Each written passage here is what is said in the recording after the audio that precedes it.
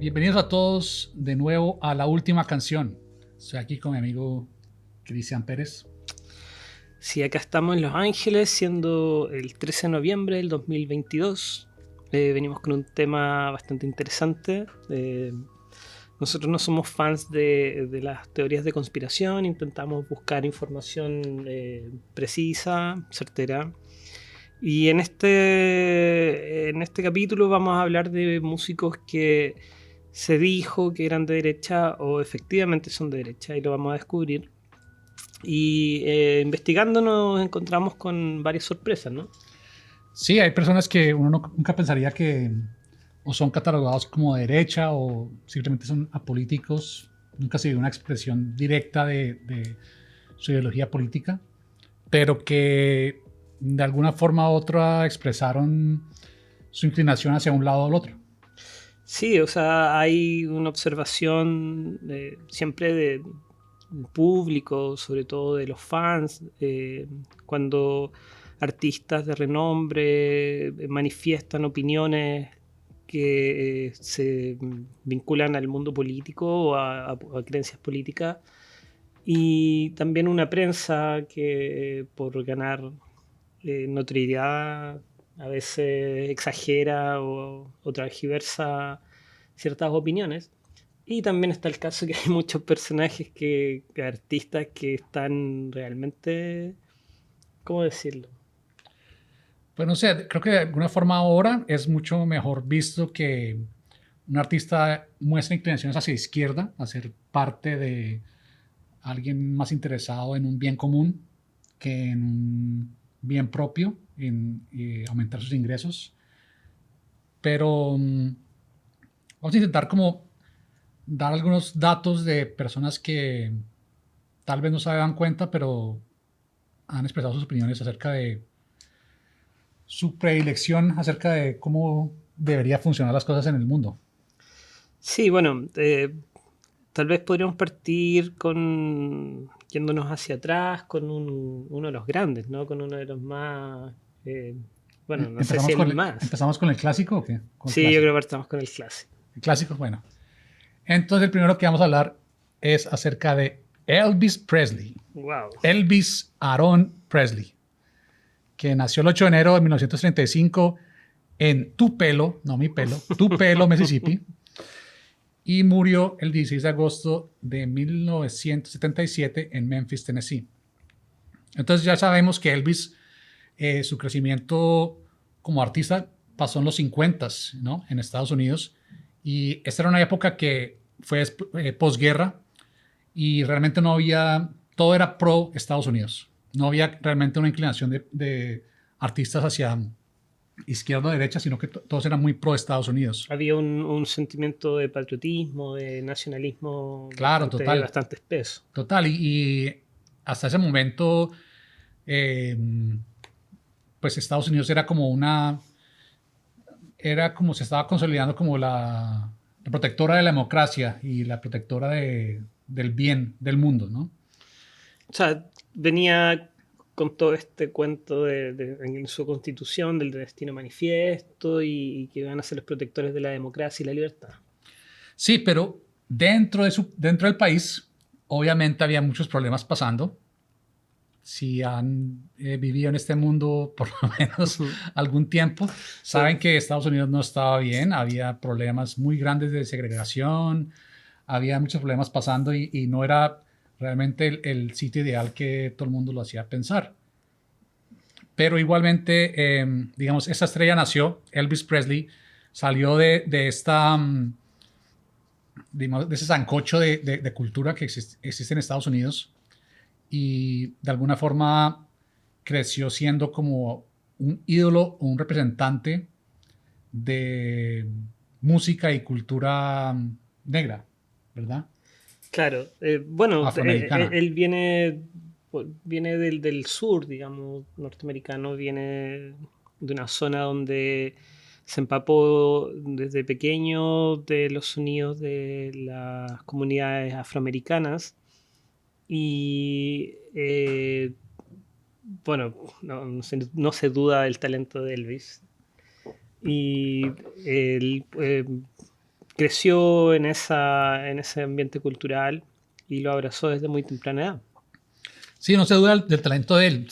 Ahora o después de su muerte y todo eso, pues se ve que pues muchas personas dicen que hay unos problemas de apropiación de la cultura, pero él también en algún momento, en ese momento que fue creciendo, era de alguna forma un representante de las culturas, porque no había en los medios públicos oportunidades para estas culturas afroamericanas.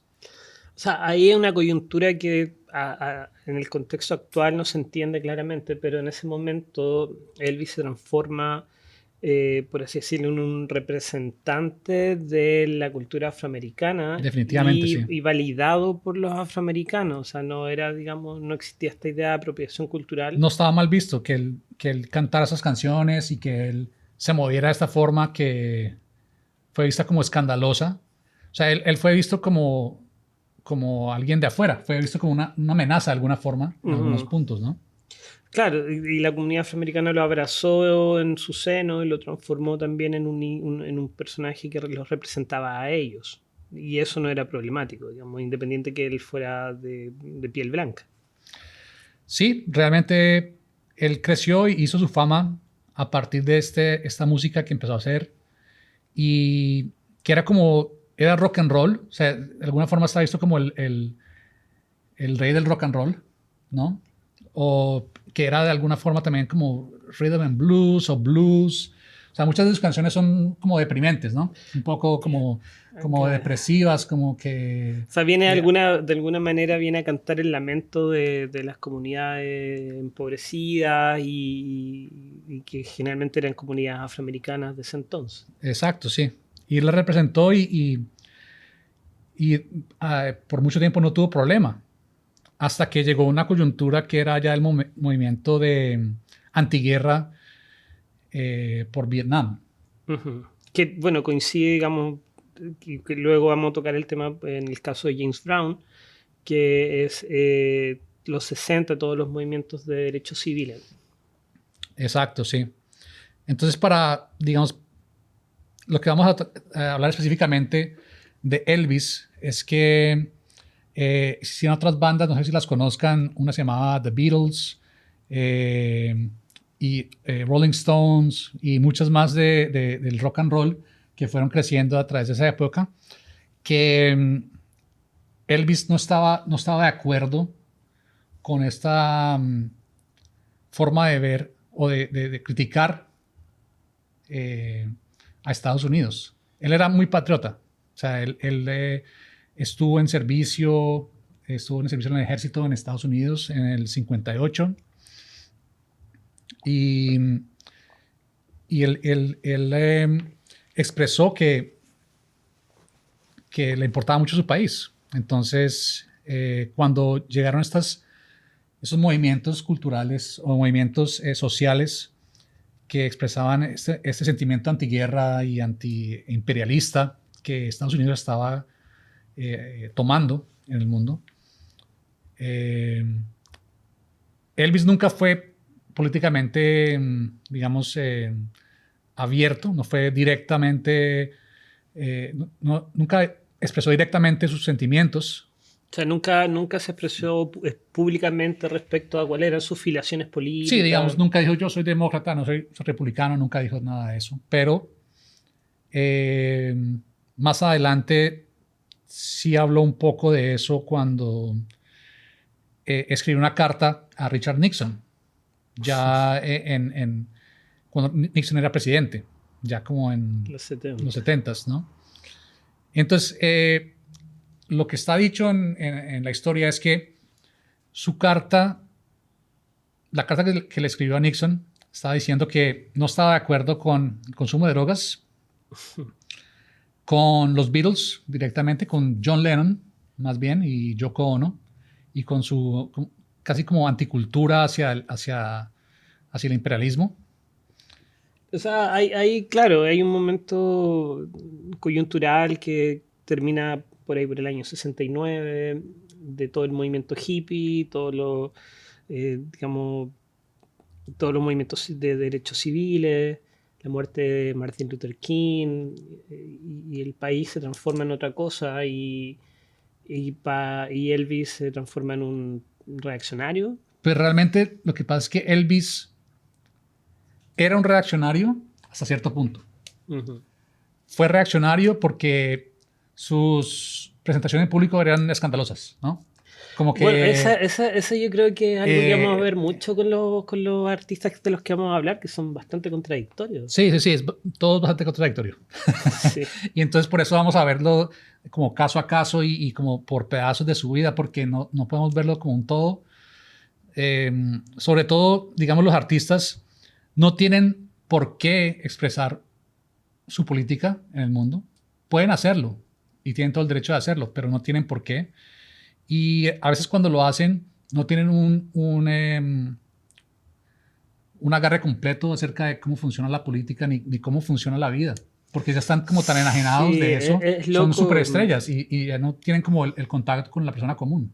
Claro, es loco porque a pesar que lo que hacen implica una postura política de por sí, muchos cantantes, o sea, en este caso los músicos de los que vamos a hablar, no necesariamente son muy claros en entender o vincularse con el mundo de la política de una manera más clara, como si pudimos ver en Latinoamérica en los 60 y 70 con la música de protesta y con la canción La Nueva Trova cubana y cierta música española que sí era más discursiva y que expresaba abiertamente sus filiaciones políticas y sus creencias políticas e ideológicas. En el caso de estos artistas anglosajones es distinto, es más enrevesada su postura política. Pero claramente vamos a hablar en otro capítulo de la canción de protesta, pero para hacer un contraste. No, definitivamente. Bueno, sí, entonces, siguiendo con Elvis, digamos, él cuando llega a este momento de una forma contracultura o pues acción social, digamos que expresan los artistas, Elvis en este momento empezó en los 50s y ya al final de los 60s es básicamente como un anciano. Un anciano en la forma de pensarlo porque ya es una estrella y ya no tiene contacto como tal. Y entonces él ve esto como un ataque directo sobre lo que él creció, como su crecimiento como ser humano, como sus valores como estadounidense. Sus filiaciones culturales. Exactamente. Entonces, se puede ver que de alguna forma, digamos, directamente John Lennon o los Beatles eran como una amenaza ante él. Venían un poco a desordenarle el naipe. Exacto, y a desordenar todo. Ellos llegaron y como que con su consumo de alucinógenos y su free love y todo esto. Unos libertinos. Sí. Y a él le tocó, digamos, controlarse cuando él estaban empezando sus presentaciones en vivo. Él tenía vigilancia de la policía y tocaba controlar sus presentaciones para ser aceptado en ciertas poblaciones. Y lo hizo y como que siempre estuvo como al lado de la policía. Creo que es su hermano que dice que siempre era muy amigo de la policía y siempre hablaba con ellos y siempre estuvo como de acuerdo intentando crear un diálogo. Con los departamentos de policía, bueno, acá en locales, Estados Unidos... Sí. Todos los estados y todos los condados tienen distintos departamentos de policía. Exactamente, sí. Y tienen distintas maneras, o sea, sí, claro, tienen distintas maneras de hacer las cosas. Hay distintas leyes en cada estado, hay distintas formas de decir qué es obsceno y qué no. Uh-huh. Entonces, él definitivamente habló y creo que su hermano, que era Stanley, si no estoy mal, dijo que él tenía como una colección de placas de los policías de cada estado. O sea, así era como íntimo su relación con ellos. Pues me imagino que de alguna forma... O sea, él viajaba por sus tours y visitaba los departamentos de policía y le regalaban estas placas honoríficas. Sí. Que es muy loco porque, bueno, recién estamos saliendo de las elecciones acá en Estados Unidos, de los medios tiempos, del midterm. ¿Cuánto pasó? ¿Hace 4 o 5 días? Sí, no ha pasado una semana. Claro, y se esperaba una marea roja que vendría a ser que iban a ganar los republicanos por lejos. Al día de hoy, domingo 13 de noviembre, todavía no vemos eso y al parecer no va a pasar. E incluso es más, parece que el Partido Demócrata va a sostener Pues ya ganó el Senado, sí. Ya ganó el Senado. Uh-huh. Y ahí había un candidato que es en Georgia, ¿no? Es Herschel Walker. Sí, falta esa por contar. Ya, esa elección es muy loca porque son dos candidatos afroamericanos. Uno es reverendo, un pastor de una iglesia reconocidísimo. Uh-huh. Y el otro es el otro Herschel es del Partido Republicano. Y es un tipo que abraza las ideas del movimiento MAGA, del Make America Great Again, de Trump. Pero el tipo tiene un tejado de vidrio gigante porque tiene abortos, tiene una cantidad de... Sí, es bastante hipócrita. Es bastante hipócrita, pero lo traigo a colación porque en un debate, Walcott, que es el candidato del reverendo, le enrostra y le dice, ¿por qué tú dices que tú eres sheriff si tú jamás has sido sheriff, nunca has sido nada? Y en el debate, Herschel Walker saca una placa de policía. Dice, pero ¿cómo no? Y se supo que era una placa de mentira honorífica, como las que le daban a Elvis. Steven Seagal también es supuestamente un sheriff en algún lugar. Ya, claro. Entonces, pues, todo es posible en Estados Unidos. Ya el sueño americano es real. Sí, es un policía. Entonces, en este caso, entonces Elvis era cercano a la policía, pero a la vez un ícono sexual. Era un ícono sexual y tenía, pues fue generando a través del tiempo también un gran amor por las armas. Creo que es normal, creo que muchas personas de estados sureños crean como un amor por las armas y eso está relacionado directamente con el Partido Republicano en algunas situaciones. Claro, está como en la esencia de lo que son ellos, ¿no? Sí, pues the Second Amendment, ¿no? Que es el derecho a portar armas. Él creía definitivamente en el derecho a portar armas. Creo que en algún momento dicen que gastó $100,000 en una Navidad comprando armas para sus seres queridos.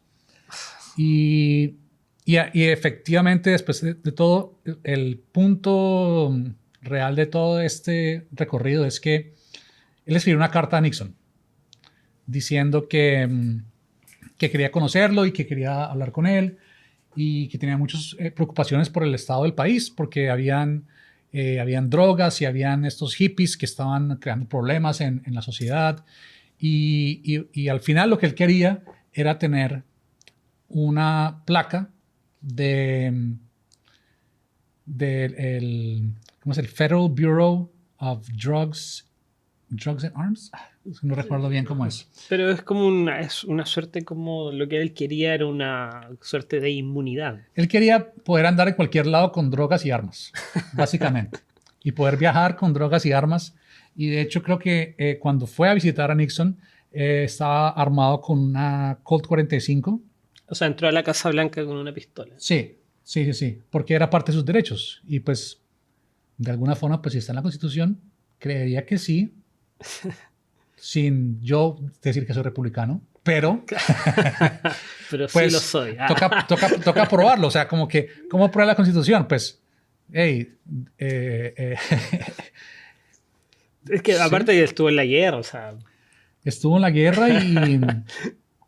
No sé. Era Elvis, o sea, ¿qué le voy a...? Bueno, también dijo que por su conexión con esas comunidades afroamericanas, él debería ser un infiltrado en las Panteras Negras.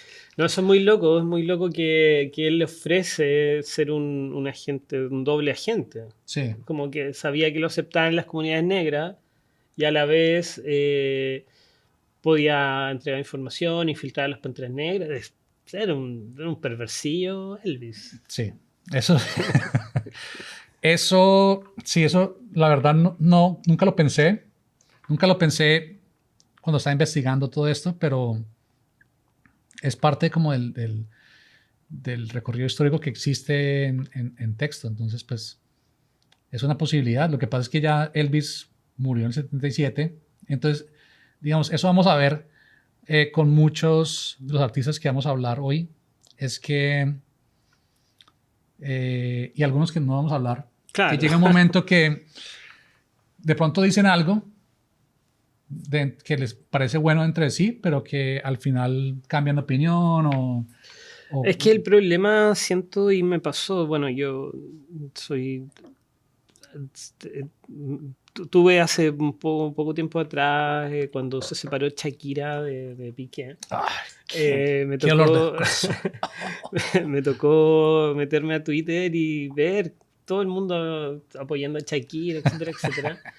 Y yo de pesado, de hater, lo reconozco, empecé como a discutirle a los fans de Shakira. Y bueno, eso derivó en una conversación finalmente en la cual yo planteaba que al ser figura pública y al tener una base de fans, tú tienes una responsabilidad política en las cosas que dices y haces, y sobre todo en estos tiempos. Sobre todo en estos tiempos, creo que. Entonces hay Sí. gente que piensa que no es así, y es válido que piensen que no es así, pero de todas maneras es innegable que personas con tantos seguidores, con tanta gente que sigue su vida y que les dan su apoyo, son personajes públicos y tienen una responsabilidad política, en mi opinión. Sí, pues creo que también de alguna forma es como difícil hablar de músicos de derecha sin pensar como que, bueno, qué es derecha, qué es izquierda, qué mantiene el estado de las cosas y que si uno es un músico que realmente no está pensando en el resto de la población, puede ser Es como que está como el que statu quo, entonces soy Es de derecha o que, qué es lo que pasa ahí. porque pasa que se hacen millonarios, se transforman digamos, privilegiados, a base de que la gente los sigue. Entonces, una persona como que tiene millones de seguidores con una opinión puede cambiar una elección perfectamente, puede cambiar una situación, puede indicar o tirar luz sobre una injusticia social. Por ende tienen una responsabilidad que quizá no la buscaron, pero ahí está, ¿no? O sea, es algo que ya las circunstancias los lleva a que en eso son personajes que están bajo el escrutinio público y como veíamos por ejemplo en el primer episodio, en el caso de Extentación, él descubrió esta posibilidad de transformarse en una figura de culto al tener su base de fans, pero él lo ocupó de una manera eh, súper consciente. Siento que en esos tiempos de Elvis, de James Brown, es distinto. Pero ahí había, digamos, unas tensiones políticas que las vamos a ver en el caso de James Brown. Pues digamos, algunos artistas veían como que esa necesidad de aprovechar su plataforma, artistas, deportistas, ¿sí me entiendes? Digamos, Muhammad Ali y otras personas veían su necesidad de expresar su plataforma pública para comentar los problemas sociales que había, ¿no? Claro, echar luz y visibilizar estas tensiones y estas problemáticas que estaban ocurriendo entre los 60 y 70, que fueron años bien definitorios, y que también podemos graficar o de alguna manera vamos a poder como escuchar en una canción de Elvis que vamos a escuchar ahora, para que...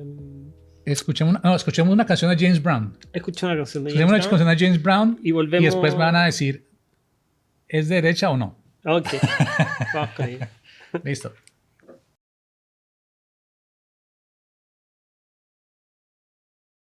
Bueno, ahí teníamos a James Brown con la canción Say It Loud. Es importante esta canción porque marca un momento de inflexión en el caso de James Brown. James Brown, bueno, la mayoría de la gente ya lo conoce, sabe la influencia que él tuvo para la música afroamericana, Bob Marley, Stevie Wonder, nombre en el que quieran. James Brown siempre y sigue siendo una influencia capital y central. Y a diferencia de Elvis, James Brown fue mucho más vocal en hablar sobre sus puntos de vista políticos. Él participó en los movimientos de los derechos civiles en los 60 cantó en algunas demostraciones públicas de Martin Luther King, pero a la vez también tuvo momentos muy contradictorios. Creo que también fue a Vietnam a cantar para las tropas. Claro, eso es lo que pasa con James Brown. James Brown, por un lado, él tenía esta idea de que el hombre afroamericano tenía que levantarse, tenía que tener los mismos derechos que cualquiera, que el dinero de un hombre afroamericano valía lo mismo que el dinero de un hombre blanco. Pero el tema con James Brown es que él venía con esta idea de que con esfuerzo, con sacrificio y con suficiente trabajo, tú podías levantarte por sobre todas las cosas. En el fondo representaba y él abrazaba en sí mismo el sueño americano en lo más profundo. Sí, creo que de alguna forma, más adelante, como él apoyó a algunos presidentes republicanos como Richard Nixon y Ronald Reagan, era más de la forma que, de eso, que él se consideraba un estadounidense cualquiera. Es como que, ¿por qué no puedo serlo si nací aquí, si soy hijo de esta tierra? ¿Por qué no puedo ser republicano? O sea, si yo trabajo y consigo mi dinero y hago mi plata, debería poder apoyar el partido que yo quiera. Y no solo en el sentido de apoyar el partido que yo quiera, sino que más bien el sentido profundo en el caso de James Brown y que generó muchas contradicciones fue, por ejemplo, cuando estaban los movimientos antiguerra de Vietnam, él saca una canción que se llama American y que abraza los valores patrios. Y mucha gente del movimiento de los derechos civiles de los afroamericanos fueron a preguntarle. Y él decía, bueno, somos todos americanos, o sea, tenemos que poder entender que todos vivimos en el mismo país y soy orgulloso de ser americano. Y, y eso generó siempre contradicciones en el caso de James Brown y yo creo que su gran momento es donde en este documental, si no lo han visto, es muy bueno, que se llama El día que James Brown salvó a Boston, que fue el día que asesinaron a Martin Luther King y el país estaba en llamas. Sí. Y él tenía una presentación en vivo en Boston y las autoridades de Boston empezaron a pensar en no hacerlo porque era muy peligroso, era una situación tensa. Y James Brown decide que lo va a hacer igual. Sí, creo que igual por parte del alcalde de Boston fue dicho que si él lo podía hacer en vivo para toda la comunidad de Boston. Entonces lo hicieron en vivo, televisado. Claro, lo televisaron en vivo. Que no era el plan original, pero... Claro, y eso fue una negociación que James Brown pujó mucho para acá, pero ya... Tenía un sobrenombre James Brown, le decían el patrón, ¿no? Pero sí, no recuerdo, le decían un sobrenombre algo así como el patrón. The Boss, sí, era The Boss. El patrón, claro, The Boss. Patrón. Porque él imponía sus términos, era una persona que tenía muy claro cuánto valía y iba para adelante, o sea, él no se doblegaba fácilmente. Aceptó que transmitieran su presentación en vivo por la televisión abierta y había mucha tensión. Bueno, aceptó y obviamente recibió dinero claro. adicional por transmitirla en vivo. Creo que fueron como $60,000 que recibió adicional sí, a lo que ya estaba recibiendo. Pero pues, bueno, o sea, no importa. Él negociaba, digamos, su estatus. Y esa noche se esperaban 14.000 asistentes y llegaron solamente 2.000, más o menos asustados. Bueno, y también es importante saber que Boston es de las ciudades tal vez más históricamente racistas de alguna forma. Mucho católico, blanco. Sí, entonces es por ese lado era un poco mucha complicado. tensión había. Y era en el Boston Garden, que era el... o es todavía el sitio donde juegan los Boston Celtics. ¿no? Claro, que es básicamente como el templo. Como el templo de los irlandeses. Exacto, sí. Católico. Y él, bueno, se presenta. Está grabado esa presentación en vivo, es muy interesante verlo. Y hay un momento en que los asistentes se quieren subir al escenario, se empieza a tensar un poco la situación y la policía que estaba actuando como guardia empiezan a sacar sus bastones y a repartir palos. Y ahí es donde James Brown demuestra todo su poder y calma a los policías guardias, calma a la gente y todo terminó muy bien. Y dio una muestra que finalmente le trajo réditos políticos y de confianza en el Partido Republicano históricamente. Siempre se le vio como un pacificador, alguien que podía eventualmente eh, manejar a sus audiencias y tenía una validez que creo que lo llevaba por su música, lo llevaba también por su historia. Es que igual la música de James Brown es increíble. Es O sea, ineludible. la escucho y me dan ganas de bailar así de una. O sea, como que no. Es que creo que su música tiene una textura que manifiesta ese sentimiento muy profundo entre opresión, baile, eh, liberación, como que está eso ahí muy, muy bien armado en James Brown. Y bueno, finalmente él siguió hablando con los republicanos más adelante, siempre se lo reprocharon y él decía que por qué no, él tenía que poder hablar con todos los mundos, es que eso no era un problema para él. Y eso tal vez le dio un aire a James Brown de ser un tipo de derecha. Sí, creo que hablar con todo tipo de personas no es un problema. O sea, creo que ahorita la cultura está como muy parcializada, como que, yo soy demócrata, yo soy derecha, yo soy de izquierda, pero lo ideal sería poder hablar con todos y poder encontrar un espacio común para que todos seamos felices y todos estemos bien. Es complejo porque creo que en los tiempos que vivimos, como tú dices, lo raro es encontrar personas que tengan esa capacidad de hablar con estos dos mundos. Creo que las posiciones se han ido radicalizando en ambos lados y no estamos pensando en ser centristas ni nada, sino que creo que poder dialogar con tu opositor, con tu contendor, o con no tu te... vecino. Claro. Simplemente es tu vecino. Claro, no te quita, no debiera por qué quitarte tus convicciones. Creo que lo vamos a ver en el caso de Prince, por ejemplo. Y en el caso de James Brown también está que muchas de estas ideologías vienen empujadas por sus creencias religiosas que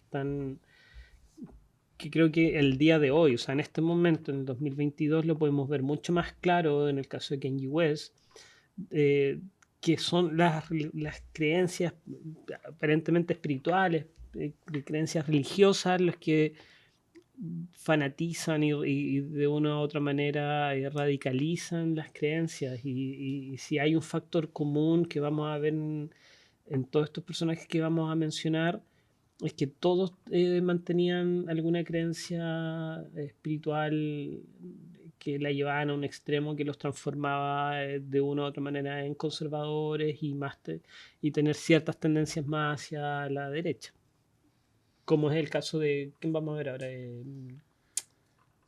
Pues tenemos una lista muy interesante. Esta lista, hay que decirlo, o sea, Luke Brainstorm, creo que se llama, es un periodista de The Guardian de Inglaterra. Él hizo un artículo en el 2007, donde habla de los 10 músicos de derecha. Hace un pequeño resumen de por qué son de derecha y en eso menciona a Elvis, menciona a James Brown, menciona a Ian Curtis, de Joy Division, Johnny Ramón, Phil Collins. Maldito Phil Collins. El caso de Phil Collins es bien divertido porque Phil Collins efectivamente él hace una declaración pública en que dice, bueno, si sale el Partido Laborista yo me voy de Inglaterra. Y efectivamente se fue a vivir a Suecia. Y cuando fueron... que no es nada socialista, ¿no? Y cuando fueron las siguientes elecciones, Noel Gallagher de Oasis pide votar por el candidato laborista porque dice que es muy necesario para que no vuelva Phil Collins a Inglaterra. Pero digamos, digamos, el caso de Inglaterra es muy interesante porque hay varios de esa lista. Obviamente que es una lista de Guardian, entonces pues habían varios de en el Reino Unido. En esa lista entonces estaba Pero el que sorprende es Ian Curtis, ¿no? Ian Curtis, sí. Pues Ian Curtis, pues obviamente es el frontman de Joy Division y realmente uno de los más importantes frontman de la historia, ¿no? No solo por Joy Division y por su ícono. historia, como que el cambio de ser un frontman que sea como un barítono, que sea como otro estilo de frontman que para crear otro tipo de música. Es un ícono generacional, un ícono de la música y cultural. Ha marcado más de 2 generaciones, pienso yo. Y además que estaba relacionado tal vez como con un post-punk, como con un punk, pero Claro, y está relacionado con la rebeldía, está relacionado como con posturas que no tienen nada que ver con la derecha. Entonces sorprende que aparezca en esta lista. La razón que aparece en esta lista es es porque votó por Margaret Thatcher. no, directo al corazón. Margaret Thatcher, sí. Pero porque simplemente no estaba de acuerdo con el candidato opuesto que era el Partido Laboral. Claro, y él básicamente vota por Thatcher como un voto de protesta. Sí, pero Pero también como que creo que tengo que tener en cuenta en este caso como que Ian Curtis murió a los 23 años. sí, Y, y yo muchas cosas que pensaba a los 23 años ya no las pienso. O pues no es que hayan sido tan extremas de derecha a izquierda, algo así, pero es difícil como catalogar a alguien por algo que dijo o pensó a los 23 años. y aparte que Ian Curtis trabajaba en los servicios públicos y él tenía una mirada directa de la realidad de la gente y me imagino que algún grado de impotencia sentía por los recortes y en los presupuestos para la ayuda social. Entonces, hay, creo que en el caso de Ian Curtis se le puede decir que es de derecha porque con su voto ayudó a que ganara Margaret Thatcher, que sabemos quién fue, pero yo no creo que Ian Curtis sabía quién era ella, no creo que tuviera muy claro Pues cuál yo creo era que lo en que se ese venía momento de su vida ni siquiera sabía quién era él. ¿Sí me entendés? Como que eso es lo Sí, que digo a lo que era muy joven. A los. Bueno, cuando votó por ella, creo que tenía de haber tenido 20, 21, 19 o, algo, o 19 20. probablemente, Sí. sí. Entonces, como que catalogarlo ponerlo en esta lista como artista de derecha es algo difícil porque es como de proporción, ¿no? Sí, o Como que sea, una claro, esa acción, acción lo marca y sí, lo marca y si tendríamos que ser rigurosos, es difícil no decir que fue alguien de derecha, porque apoyó a esta sí, pero es mujer. difícil saber qué habría hecho después en su vida, Ujú, porque sí. ya no hay forma de saberlo. Bueno, el otro que yo no sé si está mencionado en esa lista, pero es Prince. El caso de Prince es bien particular. Prince es bien particular. Experiencia muy particular, sí. Sí, y Prince representó la liberación fue un representante de las disidencias sexuales, de la liberación sexual, de la sensualidad, de una manera de pararse en el escenario y de ser explícito respecto al sexo como no se había visto antes. Siempre fue un artista que jugó en los límites de un talento fuera de serie. Pero siempre en Prince hubo una búsqueda espiritual, siempre estuvo ligado a la iglesia del séptimo día, los adventistas del séptimo día. Por ende, la gente que es más fanática de Prince dice que si uno busca en las líricas de Prince y en su sentido musical hay siempre una búsqueda espiritual. No es todo eso obsceno que la gente que no lo conoce bien lo ve por encima, sino que hay algo más. Y él derivó a finales de los 90 a transformarse en testigo de Jehová. Y los testigos de Jehová no votan, ellos no participan en política. Por ende, él no, cuando dio una opinión política, que es algo que sí está certificado que lo dijo, él le criticó a ambos partidos, criticó al Partido Demócrata y al Partido Republicano. Dijo que ambos eran títeres y que no hacían nada por la gente. Pero cuando él murió apareció un comunicado donde se le adjudicaba que había dicho que él había votado por los republicanos. Y eso quedó en el aire. Mucha gente pensó que si efectivamente Prince fue republicano o que votó por los republicanos, que le dio, digamos, apoyo y dinero a candidatos republicanos. Es cierto que sí apoyó a un candidato en los 90 con dinero, que era republicano, pero nunca más ese candidato perdió, de hecho. Y luego él ya no se involucró en política. Pero siempre tuvo esa búsqueda de más bien espiritual. Y también en el gobierno Obama él tocó gratis en una manifestación del movimiento Black Lives Matter. Lo que lo hace, fue secreto, digamos, él no lo hizo público. Pero no es muy parecido al caso de James Brown. Creo que muchos artistas afroamericanos están cruzados por esas contradicciones. Podemos verlo en el caso de James Brown y también en este caso en Prince. El otro que también podríamos hablar en este momento es de Johnny Ramón. Bueno, Johnny Ramón es un poco controversial de alguna forma, por lo que Johnny Ramón fue parte fundamental del movimiento punk en Nueva York, en el mundo, ¿no? Uh-huh. Hay una historia, recuerdo que hace años atrás, en los 90, había una revista que creo que todavía existe, francesa, se llama Los Inrecuptibles, y la traducían en Argentina, y de esa manera llegaba a Chile. Y apareció un artículo donde hablaban de los Ramones. O sea, el artículo se trataba sobre bandas y sus conflictos internos. Y estaban los conflictos que tenía Metallica, uh-huh, y todos líos de falda. Sí. Metallica, y en el caso de los Ramones también había un lío de falda entre Joey y Johnny. Y ese conflicto creció a niveles políticos porque Joey se afilió al Partido Demócrata, él fue de izquierda. En cambio Johnny, como de una u otra manera, como para también demostrar la gran diferencia que tenía con Joey, se hizo de derecha. Y se hizo de derecha de una manera que yo diría hasta antipática. Sí, se volvió republicano y votó republicano toda su vida. Y lo decía públicamente, o sea, él sí que no tenía problema en hablar de eso. Sí, y creo que en algún momento dijo que la gente cuando es joven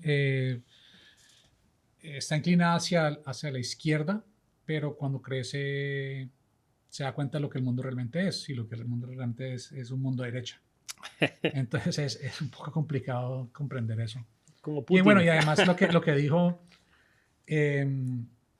durante su inducción al Hall de la Fama del Rock and Roll, que fue, bueno, apareció los líderes republicanos y dijo, God bless Bush, refiriéndose al presidente George Bush, después del 9/11. Entonces, eso fue en 2002 que pasó eso. Entonces, y él murió en el 2004, 2007, si no estoy mal. Pero bueno, eso fue como lo último que quedó registrado acerca de su afiliación política. Claro, quedó muy marcado que sí. Entonces, como que esa sí es de las teorías que sí están más confirmadas y manifiestas en el erario público. Claro, eso está, digamos, sí, Johnny Ramón era un personaje de derecha. También del otro que podríamos hablar, que recién anoche tuvo una anécdota acá en Los Ángeles que vamos a contar. Es de el siempre controversial y querido y odiado Morrissey.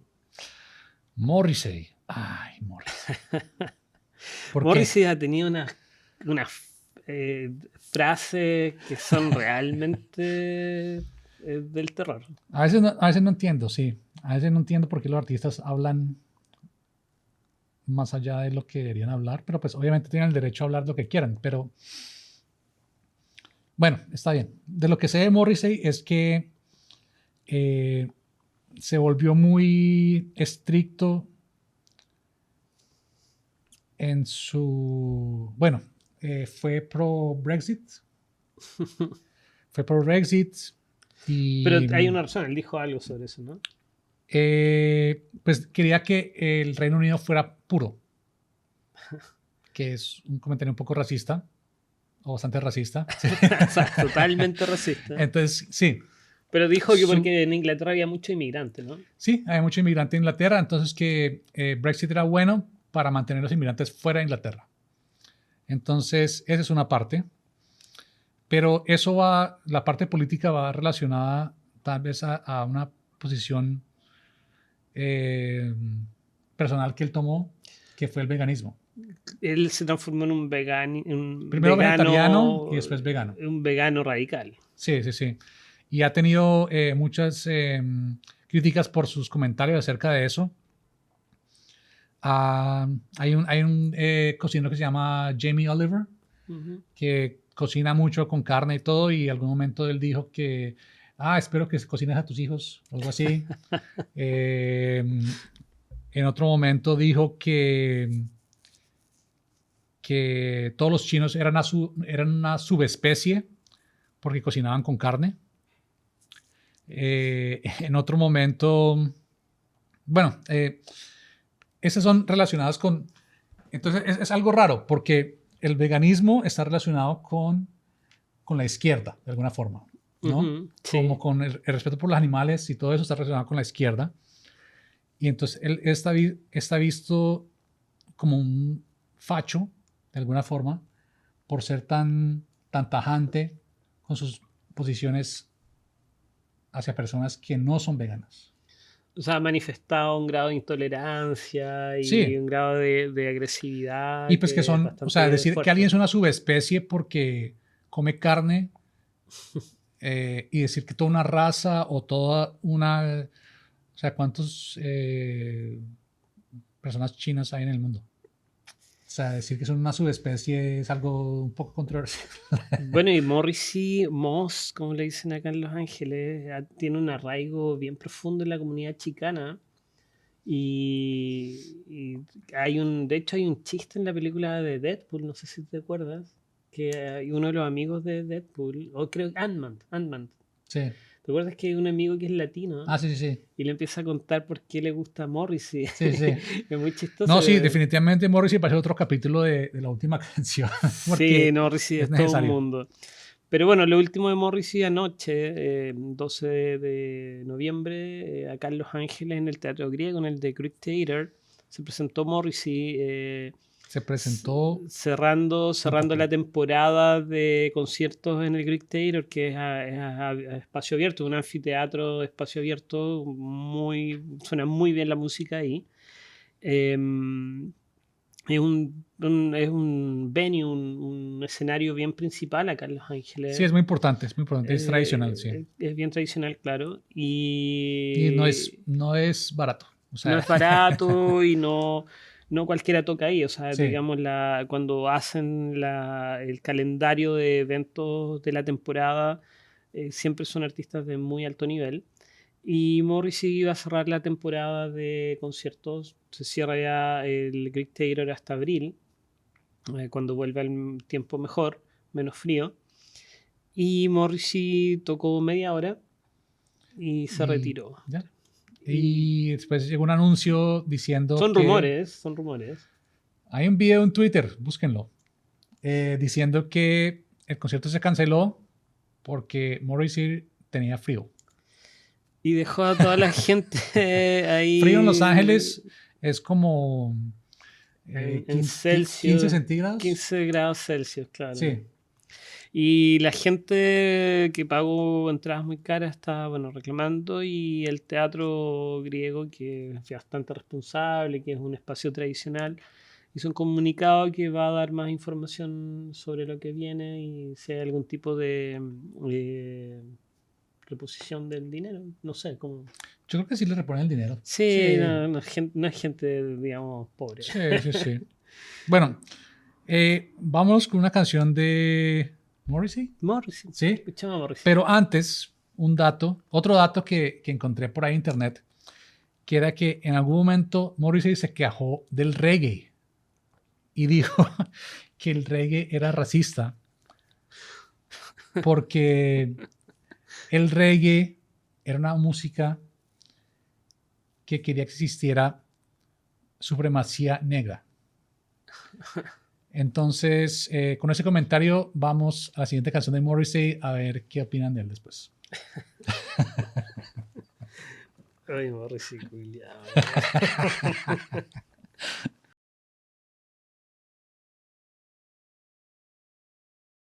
Bueno, y teníamos a Morrissey, que tampoco se puede dudar de su talento y de su gran voz. Creo que no voy a, o sea, es difícil porque dicen que, o sea, muchas personas han dejado de escuchar a Michael Jackson por sus problemas legales y sexuales. ¿Dejarías de escuchar a Morrissey o The Smiths? Sí. ¿Dejarías de escuchar a Joy Division Es que creo que por es su otra, inclinación política? pero es que es otra generación, porque los que cancelan yo creo que son más, Bueno, más jóvenes, ¿no? y también como que decir soy republicano a decir soy un pedófilo es un poco distinto. Exactamente. Hay una diferencia. Hay una diferencia, sí.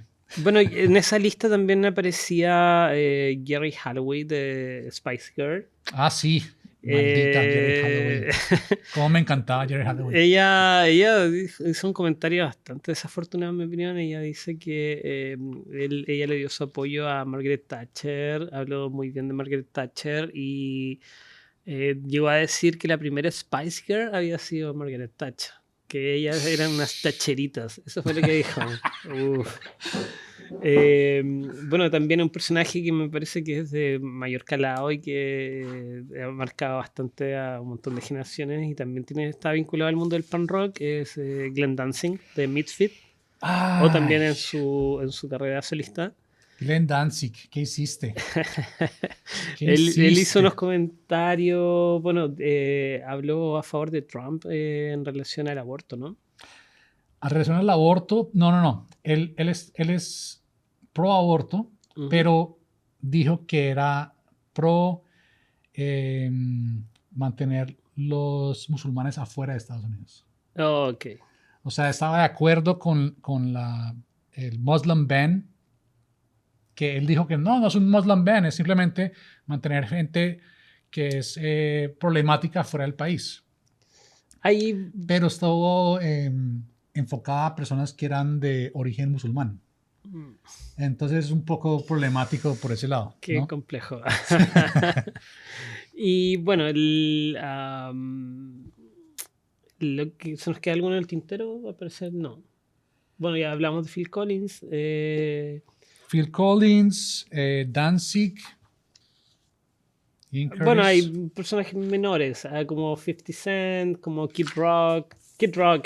Bueno, Kid Rock es menor para nosotros porque realmente no tiene tanto impacto en la música latina.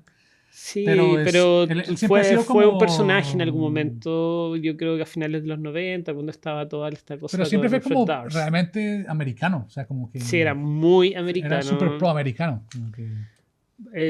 Bueno, o sea, hay gente que... Porque para mí no es una revelación que Kid Rock sea... Claro, americano. Pero hay una anécdota bastante chistosa igual con Kid ¿sí? Rock. Las hijas de Butch lo invitaron a un acto inaugural. Y era muy conservador todo. Sí. Y le pidieron que se bajara el escenario por sus letras violentas. Sí.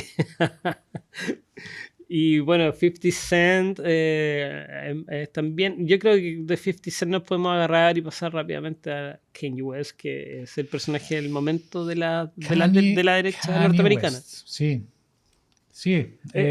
¿Por dónde agarramos a Kanye West? ¿Por dónde empezamos? Es que es difícil, porque es como...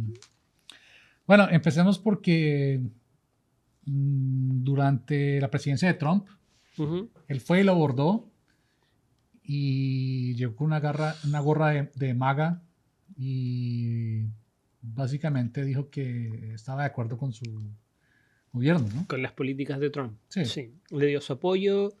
Creo que ese fue el momento... Creo que en algún momento dijo que la esclavitud fue... Una elección. Una elección, sí.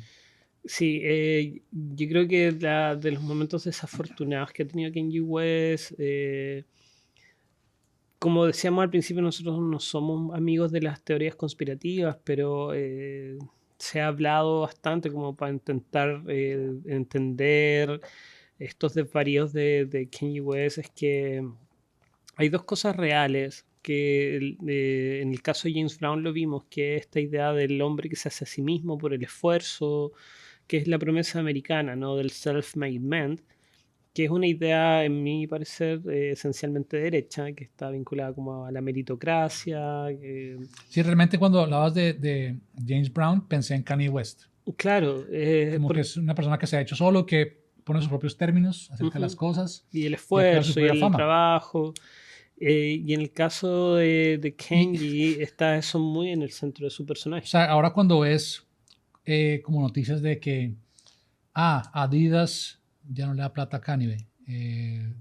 O sea, cada empresa que no le da plata a Kanye y ahora ya no es billonario. Como que, ¿Kanye era billonario? ¡Hijo de puta! ¿Cómo así? Em, De hecho, era el músico más millonario del mundo. sí, exacto. Y como que ni siquiera lo sabía. Lo Y que creo pasa que no Kenji sé, creo que West, de alguna forma le tocó ser de derecha para estar donde está.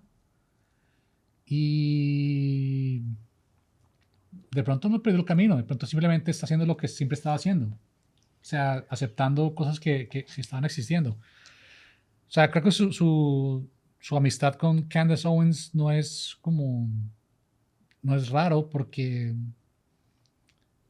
es porque, pero expliquemos quién es Candace Owens, porque mucha gente yo creo que no sabe quién es bueno, Candace Owens. Candace Owens eh, Es una activista es reportera política. o Ella es una activista política activista política. afroamericana que le dio su apoyo a Trump, bajando un poco esta idea de que Trump era racista. Ella dio a entender que no era racista, que Trump estaba hablando de una América integrada, que siguiendo en la misma línea James Brown, que somos todos americanos y independiente de nuestra raza, que estas divisiones son ficticias. Y ella se aproximó a la política con este discurso e intentó integrar a las filas de Trump a población afroamericana, que sí lo logró con cierto éxito, porque, por ejemplo, antes de irse del poder, Trump hizo uso de sus facultades presidenciales para darle un perdonazo a condenados, muchos de sus amigos, entre esos Roger Stone, Sí, no, y ella y verbalmente es muy convincente. muy convincente, Sí, guapa, sí, o sea, y entre esos que liberaron de la cárcel estuvo beneficiado Kodak Black, que es un hip hopero. eh, a mí me gusta Kodak Black, me parece muy interesante su trabajo. Eh, yo creo que es de los hip hoperos en este momento el más callejero, probablemente, el que más uno lo siente que viene del peligro. Eh, Tiene en el último disco de Kendrick Lamar una colaboración, yo creo que es una de las mejores canciones que tiene ese disco, se llama Silent Hill, el tema con Kodak Black, y las capacidades del rap de Kodak Black son increíbles. Entonces, eh, todo este mundo de afroamericano como que apoyó a Trump, se acercó a sus posiciones, y Kanye West es el más, básicamente. Él es el que más, digamos, se puso al centro de eso, y yo creo que lo último que vimos, que ya... eso es de declaraciones ya antisemitas, ¿o qué? no, yo creo que es cuando usó esa polera en el desfile de White Lives Matter, que ya hizo un corte con Sí. gran parte de la La de White Lives comunidad. Matter. Sí, hizo corte con gran parte de la comunidad del hip hop y gente que sí lo apoyaba, pero ya le dieron la espalda. Pero creo que él es parte de una saga que ya venía de, como habíamos mencionado anteriormente, con James Brown. Tal vez Prince es un personaje que es más divergente en ese sentido, pero no solamente Kenji y James Brown dentro de la comunidad afroamericana de músicos son los que han participado de ¿Crees eso. que en 20 años o 30, 40 años existan dos podcasters diciendo que Kanye West era derecha. De pronto. Bueno, vamos a ver, porque Kanye West, todo lo que está pasando con él está pasando ahora. Sí, exacto. Y todo, el tiempo todo lo puede. Sí. Y bueno, lo último yo creo que vamos a hablar en este podcast, ya estamos en la hora, es la lamentable utilización por parte de los partidos conservadores o de derecha de música de artistas que no tienen nada que ver con sus filiaciones políticas. Pero no hemos puesto latinos todavía. Oh, me faltaba, sí, latinos, importante hablar. Bueno, de Cuba, siempre vamos a probablemente a escuchar sobre artistas de allá que van a tener una postura política, no imposible prácticamente ser artista de Cuba y no tener una postura política. Hay dos casos. Uno, yo creo que es lo que pasó con Celia Cruz y La Lupe, que son dos artistas que son contemporáneas, que tuvieron suertes disímiles, pertenecían al mismo sello disquero. Pero La Lupe tenía una personalidad más difícil, un carácter menos dócil, no se doblegaba fácilmente. Por lo tanto, para los productores cubanos que se establecieron en México, les era un poco difícil tratar con ella y ver cómo la podían lanzar al estrellato. Por lo tanto, la apartaron un poco y la mandaron a Nueva York. Y a Celia Cruz se transformó en la joya de ellos y porque también era la demostración del talento que podía existir fuera de la Revolución Cubana. Entonces era importante tener esta artista que iba, si bien no hablar de política, si bien no iba a decir nada que tuviera que ver con la política, pero una demostración tácita que había un talento que no solo tácita de que la Revolución Cubana esto y esto otro, pero nosotros tenemos estos talentos. Sí. Y eso también creo que es la manera en que productores como Emilio Estefan intentaron demostrar posteriormente. Emilio Estefan es probablemente uno de los productores más prolíficos e importantes de la música latina. Sí, claro. Se encargó de difundir una cantidad de músicos que hasta el día de hoy son relevantes, como Ricky Martin, la misma Gloria Estefan, Chayanne, un sinfín. Y nacen de ese como Miami Circuit, ¿no? El Miami Sound Machine, claro, de alguna forma, ¿no? Claro, y como vienen, que nacen de Miami hacia afuera. Claro, y porque es como la gente que llegaba a Miami de todas las comunidades latinoamericanas, claro. Y están dirigidas hacia ellas mismas. Exactamente, y viene... Quique Santander, que es uno de los colombianos, un compositor colombiano muy importante. ¿Cuál? Quique Santander. Quique Santander. Sí. Claro, y les viene como... los desactivan políticamente, por así decirlo. Ellos, de alguna manera, las maneras de proponer la música y las estéticas de Emilio Estefan son despolitizadas, porque... se entiende que en la música hay un factor de rebeldía, hay un germen de romper con lo establecido, que en el caso de la música que produce Emilio Estefan está ausente. O sea, está totalmente... Pero es lo que uno quiere de la música, ¿no? O pues es lo que uno espera de la música, como que no sé, que tenga como ese componente... Esa llamita, ¿no? Sí. Que te invita a un cambio, que te invita a un movimiento. No, digamos, estamos hablando el otro día de Taylor Swift. Claro. Que como que no produce ni mierda. Es como un a ver, mira, no me quiero echar a la Swift encima, Carlos, por favor. Es como lo peor que... No, o sea, como es que no tiene nada. O sea, no tiene nada de picante, no tiene nada. Bueno, creo que eso es otro capítulo. Es Vanilla Pop así original. ¿Sí? Creo que es otro capítulo. Yo no sé si estaría tan de acuerdo con esa postura, pero veamos. Pero bueno, el caso de Emilio Estefan y su manera de producir, hay también ciertas controversias porque Gloria Estefan sí apoyó al Partido Demócrata. La comunidad cubanoamericana sí, la claro. ha acusado a ella y se ha ido en contra de ella porque ella apoyaba a Biden públicamente y a Obama. Criticó Emilio Estefan y Gloria Estefan a Trump.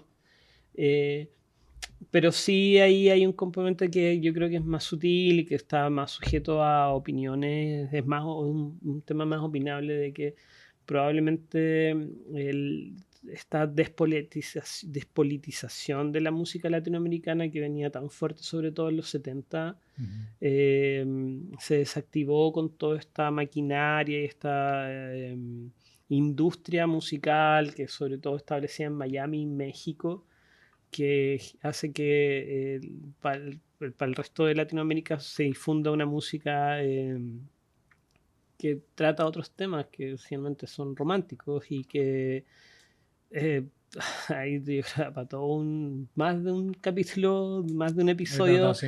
de hablar de cómo por años se fue como Sí, no, difundiendo un tipo de música que desactivó todo. sí, y sin decir, pues, y creo que quedará para otro capítulo también, que es, digamos, en Colombia toda la música de derecha que existe, que simplemente era como parte del Estado de seguir haciendo todo, que era mucho del vallenato y Jorge Celedón y todas esas cosas, pero eso quedará para otro momento. Ujú. Para terminar ese capítulo, eh, vamos a terminar con las bandas que no querían estar relacionadas con... Que es bien triste, igual. Sí. Bueno, hay varios casos. Está el caso de Friendly Fires, que una de sus canciones la utilizó. Ay, ¿cómo se llama el primer ministro de Inglaterra? Tony Boris Blair, Johnson. Boris Boris Johnson. Johnson, Boris Johnson ocupaba una de las canciones de Friendly Fire y o cuando sea, el ellos se Donald Trump de allá. enteraron, claro, cuando Friendly Fire se enteró fue muy deprimente y no podían hacer nada. A Fatboy Slim también. ¿Cuál usaron de Fatboy Slim? Right here, right now. Y le ocupaba un conservador inglés en sus presentaciones públicas y Norman Cox se llama Fatboy Slim, él decía que escuchar que alguien conservador y de derecha esté ocupando tu música es como ver a tu novia besando a otro tipo y que realmente le deprimía toda esta situación. Eh, y en People también se vio envuelta en esto hace muy poco con, ¿cómo se llama la lechuga? Sí, ¿Cómo se llama? Truss, la ministra Truss, que también ponía una canción de En People y nunca estuvieron de acuerdo. Y yo creo que para cerrar el capítulo nos vamos a quedar con un ejemplo muy triste, que es el legendario Joe Strummer de Clutch. En el documental sobre Joe Strummer, él cuenta que uno de los momentos más tristes que él vivió fue cuando se inició la guerra del Golfo y la primera bomba que deja caer Estados Unidos sobre Irán, no, perdón, Kuwait. eh, en la bomba le habían escrito Sharif Don't Like Rock the Kashfa. Y cuando él se enteró, cuenta que lloró, que él nunca pensó en hacer música para motivar la guerra y estas tropelias. Así que o sea, quedamos con Rock the Casbah. nos vamos a quedar con Rock the Kashfa en homenaje a Joe Strummer y ojalá para limpiar esa parte de la memoria histórica que es tan triste, ¿no? Les damos las gracias por escucharnos. Nos vemos en el próximo episodio. Todavía no sabemos qué vamos a hablar en el próximo episodio. No, pero síganos en las redes y Síganos en va a ser divertido. Instagram. Bueno, esta temporada pensamos tener 12 episodios. Veamos cómo nos va y si podemos hacer una segunda temporada. Pónganse pilas porque vamos a tener bandas en vivo también. Sí, Entonces, tenemos un par de episodios con banda en vivo y entrevistados. Ahí se vienen cositas. se vienen cositas. Tenemos sorpresa. Bueno, que tengan buenas noches. Esto ha sido la última canción podcast.